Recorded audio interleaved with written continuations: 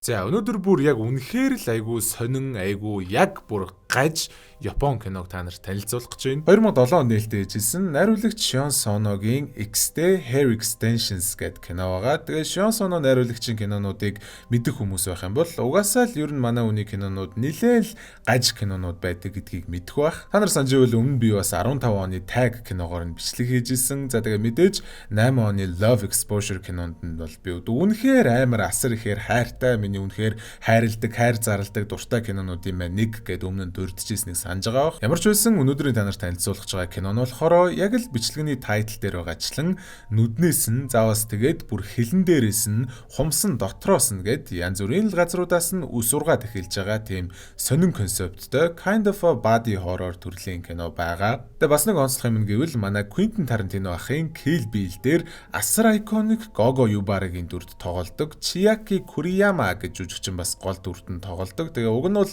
амар зөвүүн царайтай, зөвүүн гоё жүжигчин шүү дээ. Тэгээ бүхэл бүтэн Quentin Tarantino-гийн кинонд тоглолцоод ягаад ч юм тэрэн дээрээ дөрүүлээд Hollywood руу гарахын оронд буцаж Японд ирээд Япон кинонуудаа л тоглоод Hollywood руу нэх карьераа дээшлүүлээгүй, амбицтаагүй л жүжигчин л дээ.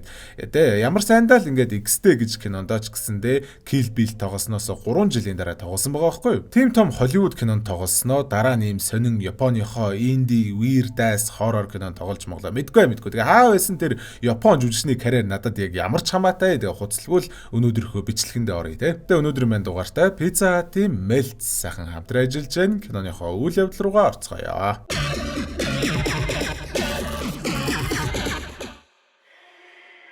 Тэгэхээр кино маань нэг юм карго үргэлтийн газрын зураглалаар эхэлж байгаа. Тэнтхийн ажилтнууд нь яг нэг каргог нээгээд үзсэн чинь тэр чигээрээ хүний үсээр дүүрсэн карго байдгийн. Тэгээ эхэндээ зүгээр парик нийл үс юм байлгүй дээ гэж бодож байсан ч өснөө дундаас цогц гарч ирснээр тэр нь хиймэл үс биш. Тэр цогцсныхан л үс байсан болж таарч байгаа. За одоо энэ харагдаж байгаа хүн бол Ямасаки гэдэг нэртэй моргийн ажилчин. Тэгээд Ямасаки нэг юм үсний фетиштэй гэх юм уу да. Ажил дээр нь ирсэн цогцснуудын үсийг үнэрлж мөнөрлээ дурлаад байдаг амар эвгүй creepy гайн дүр. Маргааш нэдүүлээ киноныхоо гол дүрүүд буюу үсчний мэрэгчлэр суралцж байгаа Юко гэж охин болон хамт амьдардаг найз нь болох бүжигчний мэрэгчлэр суралцдаг Юки гэж хоёр найзын дүрүүдтэй танилцдаг. Ер нь л бүр ямар ч муу санаа энэ төр суугаагүй айгу хөөхөн л мөрөөрөө хичээл номоо амжуулаад явдаг тийм гэмгүү хоёр охины дүр. Манай хоёрыг ингээ хичээл номондоо явж явах үеэр нь Ямасакигийн моргт нөгөө нэг каргон дотроос олдсон охины цогц ирж байгаа штэ тий. Гидсээ нэгээд үзсэн чинь гидс дотроос нь үс цухаж гарч ирж байхаас гадна хилнээс нь үс ургаж мургацсан амар л эвгүй цогц байдгийн. Угаасаа л гидс доторх хамаг л эд эрэхтэн энтрийг гаргаад тайраад авцсан тийм одоо харийн оронд эд эрэхтэнгийн 8 нийл золиос болцсон тийм охины цогц суулж таарч байгаа юм л та. Ямасаки дурак тэгээ угаасаа үсэн дуртай болохоро мөрдөгчдөг явсны дараа ямар сонирхолтой цогц вэ гэд шууд моргосоо хулгаалаад гэртээ аваачиж байгаа. Гэртээ аваачичаад дахиад нэг юм мэдэж авдаг нь тэр цогцсных нь үс нь өвчөөд ахт нь хүртэл стил ургаалгаа юм байлээ. Айгу сонин. Тэгээ маргааш нь мөрдөгчнөр нөгөө нэг цогц сайдсан юм бэ. Мөрдлөгт хэрэгтэй тийм чухал эд мөрийн баримтыг яаж алдаж чадчихна гэхэд ах нь мэдэхгүй штэ. Ах нь өчтөр хаалгаад үгжээл гарсан штэ гэд одоо нэг юм уймраа үгний дүрд ороод аргалчиж байгаа. Тэгснэ хараа цогцсныхоо хэсэг үсийг тайрж авангуудаа таньдаг нэг үсчин охинд аваачаад өгчдөг юм. Угаасаа яг тухайн үед нь ингээд одоо үсэн дээрээ хиймэл үс залгадаг юм модонд орцсон байсан юм уу яасан. Нөгөө охин нь шууд л айгүй баяртайгаар тэр үсийг аваад үсэндээ шууд залгаадахдаг. За тэгээд өөртөө залгасан үстэйгээ өөр нэг хүний үсийг засаад байж ах үеэр нь үс нь ам ороод чих рүү нь явж орсноор яг өнөөх үсний эзнийх нь амьд байхдаа харийн нутагт яаж тамлуулж байсан хамгал дурсамжууд нь тэр эмэгтэйд харагдаад эхэлдэг юм. Сүүлдээ үсийг нь засж байсан хүнийхээ чих рүү нь хайчаа зоож хаяад дараа нь өөрийнхөө амийг ч гэсэн хорлцдог. За ийм юмнууд болж ах үеэр манай Юкогийн эгчин гэдэг нэг балаа авгаа байд юм бэлээ. Нөхөргүү тэгснэ мами гэд нэлээд том болцсон охинтой. Тэгээд тэр охинтойгоо бүр яг нэг юм амьтантай харьцаж байгаа юм шиг амар муухай харьцаж зодож моддог.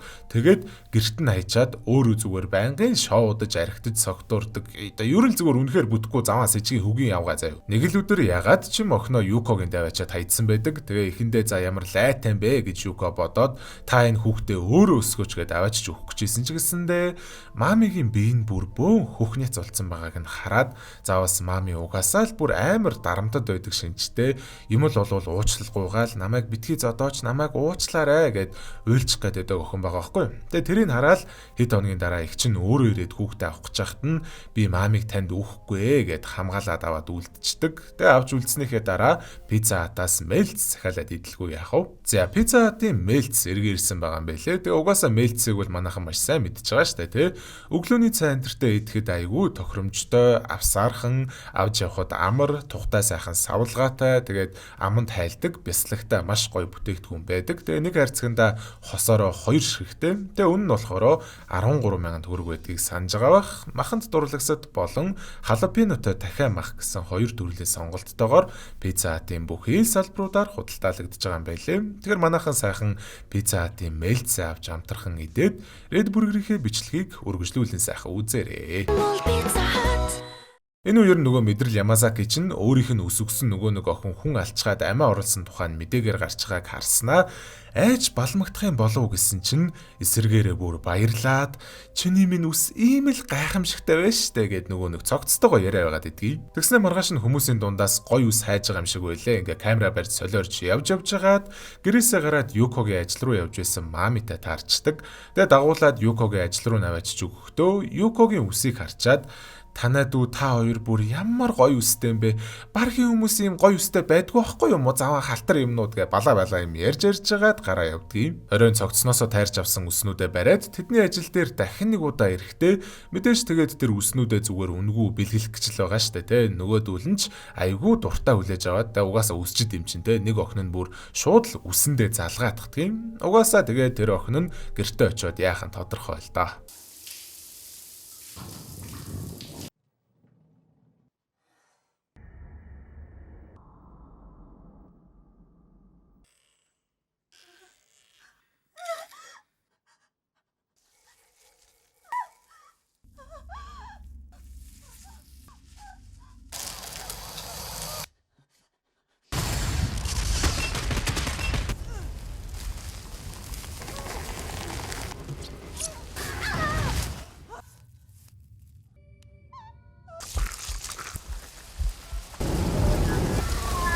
Энэ үеэр нугаасаа Юка Юки хоёр хичээлдээ явцсан маами маань ганцаархнаа л гэртээ байж байгаа нь. Тэгээ удалгүй ээж нь хурж ирээд шаал худлаа те ингээ ээжигээ уучлаарэ. Ээж нь чамайг дахиж зоодохгүй энэ төр гэж хуцаад маами тэгээ өөр юм жоохон хүүхдийн болохоор итгээд хаалгаа тайлцдаг.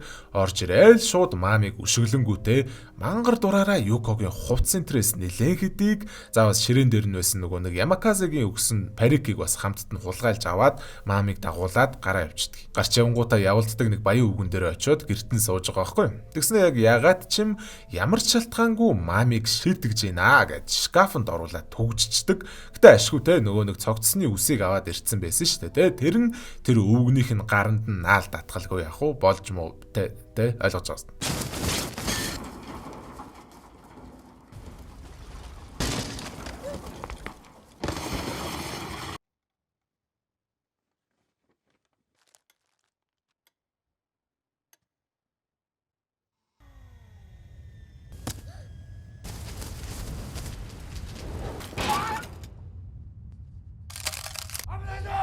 Маамиг олдсон сургаар эмнэлэг рүү н очихдоо цагдаа нараас эгч нь нас орсон тухай мэдэж авахаас гадна маами хөөх юм нь харсан юм аа л хэлж байгаа штэ тэ ээжийг үсний мангаас алдсан одоо ингээ үс алдсан гэд тэ гэтээ угаасаа яаж л итгэв тэ шоконд орцсон тэгээд худлаа юм яриад байна л гэж ойлгож байгаа. Энэ үеэр нь Ямакаси цогцсныхоо бөөн үсэн дунд нь хэя буюу одоо үснүүд үсмэн гэд дуулаа солиорол байж идэг мэдхгүй юу ч болоод. Ямар тааж манай Юко, Мами, Юки гурвын амьдралд ганц лай болж исэн авгаа нас барснаар манай гурав айгүй амар амгалан болж байгаа шүү дээ, тэ. Мами манч тэгэж айж дальчгаа болоод Юко Мамид анх ингээд нилээн баг байхдаа ээжигээ дагаж үсчний газар орохдоо үсчингийнх нь гарын хөдөлгөөн, ажилдаа хайртай байгаа байдал энтрийг хараад шууд үсчин болох мөрөөдөлтэй болсон тухайга ярьж өгч мөгөөд ерөн зүгээр айгүй хөөрхөн уур амьсгалтай л болчихж байгаа тэдний гэрийнхэн. Мамид Юкогийн мэрэгжил нь айгүй сонирхолтой санагдсан болохоор маргааш нь Юкогийн нэг тийм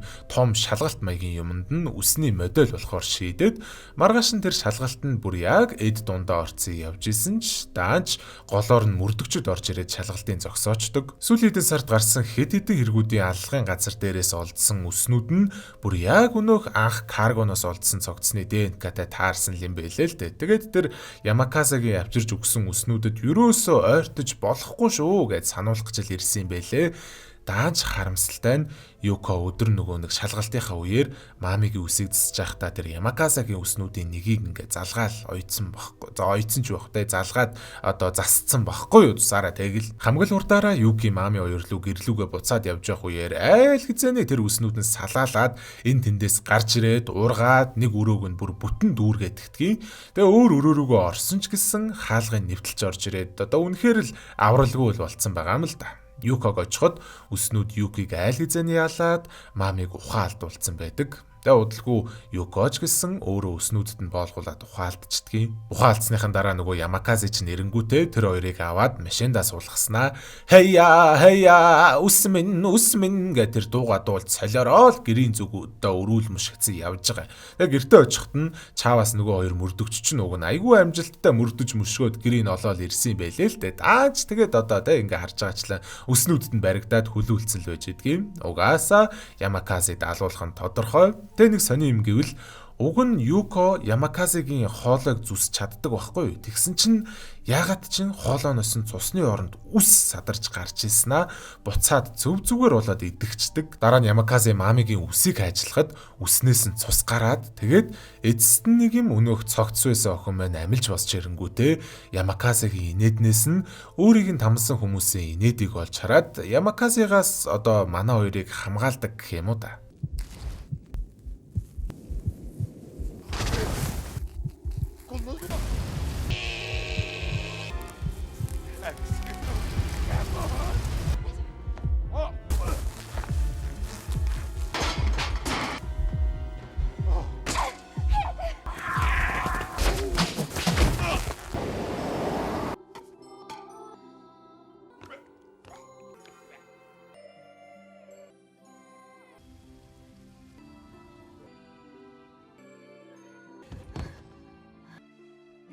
За тэгээ ингээд бүх юм дуусч Ямакази новш үгснээр манай хоёр эсэм минь амьд үлдээд Юко маамиг өөрийнхөө хүүхэд имшгээр л хайрлж өөр дээрээ авч үлдэхэр болсноор кино маань дуусч байгаамаа. За тэгээ кино маань энэ дөрөв өндөрлж байгаамаа. Тэгээд яг би өмнөх одоо энэ найруулагчийн өмнөх кинонуудыг мэдэх болохоор тэднийг бол би үнэхээр enjoyддаг амар weird ч гэсэндээ still нэг юм тесттэй зүгээр л нэг юм одоо үнэхээр яг ингээд нэг тийм нэг тесттэй кинонууд байдаг. Яг энэ болохоор надаа тийм тесттэй биш нэг юм зүгээр л шал нэг юм тэнэглэл гэх юм уу. Ер нь бол тэгж санагдсан. Тэгээд тийм л байна даа. Мэдгүй үнэхээр яг энэ киноны тухай юу гэж мэдрэхээ бол би сайн мэдэхгүй байна. Тэгээд ямар ч байсан нэг юм кино байна.